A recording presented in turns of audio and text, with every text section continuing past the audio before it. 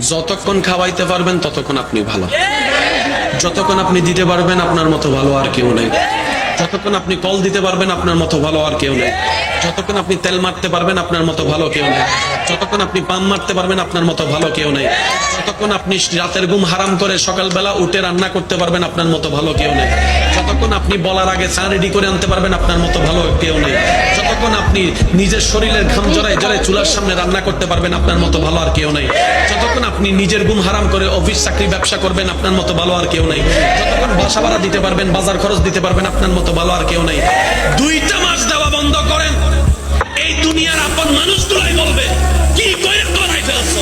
কিছু বলতে গেলে বলবে যে আকাইম্মার কথা বলার দরকার নাই, আকাইম্মার কথা বলার দরকার নাই, আকাইম্মার কথা বলার দরকার নাই। অনেক সময় তো মা বাপ পর্যন্ত এমন কথা বলতে মুখে আটকায় না, নিজের ছেলে মেয়েকে পর্যন্ত ছোট করে কথা বলে শুধু টাকা না কামানোর কারণে, পরিশ্রম করতে না পারার কারণে।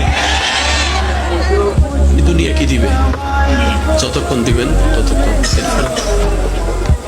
যখন আপনি অপারক হয়ে গেলেন, পৃথিবীর সবার কাছে আপনি অকর্মক হয়ে গেলেন, পৃথিবীর সবার কাছে আপনি ভ্যালুলেস হয়ে গেলেন, ঠিক তখন আপনি রবকে ডাকেন।